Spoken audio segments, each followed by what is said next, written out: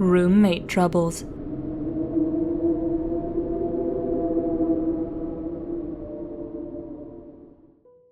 This actually happened to me a few years back at the University of the Arts in Philadelphia. My sophomore year, I roomed with a girl named Kara. She was a jazz vocalist, but her main interest was opera. We had a small room on the 6th floor of a dormitory called Juniper Hall. The walls were thin, and her late-night singing and voice practices would keep me up late. After a month or so of lost sleep, I finally convinced her to move her late-night practices to the music studios in the Miriam Theater building a block away. Around 8 o'clock one evening, Kara announced that she would be practicing late for an upcoming recital and probably wouldn't be home until around midnight. Great, I thought. That means I get to go to bed early. See, I was beat. I had a horrible day in acting studio and was ready to pass out as soon as I had my dinner. She said goodnight and then left, coffee and sheet music in her hand. Myself, I made some grilled cheese and soup, gobbled it down, and then immediately began to prepare for bed. By the time I got out of the shower, my eyelids were so heavy I could hardly brush my teeth. I pulled on my PJs and crawled into the top bunk of our bed. I was out as soon as my head hit the pillow. I should take a second to describe the layout of our apartment. When entering the apartment, the bedroom was through a door immediately to the left. Our bathroom was inside the bedroom, just past the bunk beds. UA Arts is nice in the sense that you don't have to share bathrooms. Anyway, I woke up to the sound of the apartment door closing. I opened my eyes and groggily checked my phone. Midnight on the dot. I rolled back over and closed my eyes. I could hear Kara enter the room and stop in front of the bunk bed. Probably checking to see if I was actually asleep, I thought. She flopped down on the bed below me, which was strange as she was usually such a stickler for brushing her teeth and washing up before bed. But then again, exams were just around the corner, and we were all exhausted. The mattress below me creaked and then was silent. I couldn't even hear her breathing. I started to drift off again, and I was just on the edge of a deep sleep when I was startled awake again by a noise. It was a key in the lock and the door opening. And then Kara entering our apartment, humming an opera tune. Suddenly, the mattress below me creaked. Where the bad kids go.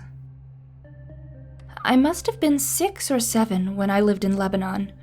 The country was ravaged by war at the time, and murders were common and frequent.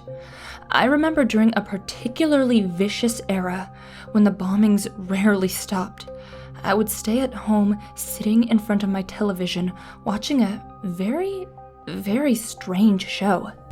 It was a kids' show that lasted about 30 minutes and contained strange and sinister images. To this day, I believe it was a thinly veiled attempt on the part of the media to use scare tactics to keep kids in place, because the moral of every episode revolved around very uptight ideologies, stuff like bad kids stay up late, bad kids have their hands under the covers when they sleep, and bad kids steal food from the fridge at night. It was very weird, and in Arabic on top of that. I didn't understand much of it, but for the most part, the images were very graphic and comprehensive. The thing that stuck with me the most, however, was the closing scene. It remained much the same in every episode. The camera would zoom in on an old, rusted, closed door. As it got closer to the door, strange and sometimes even agonizing screams would become more and more audible. It was extremely frightening, especially for children's programming. Then, text would appear on the screen in Arabic reading. That's where the bad kids go. Eventually, both the image and the sound would fade out, and that would be the end of the episode. About 15 or 16 years later, I became a journalistic photographer. The show had been in my mind all my life, popping up in my thoughts sporadically. Eventually, I had had enough and decided to do some research. I finally managed to uncover the location of the studio where much of that channel's programming had been recorded. Upon further research, and eventually traveling on site, I found out it was now desolate and had been abandoned after the big war ended.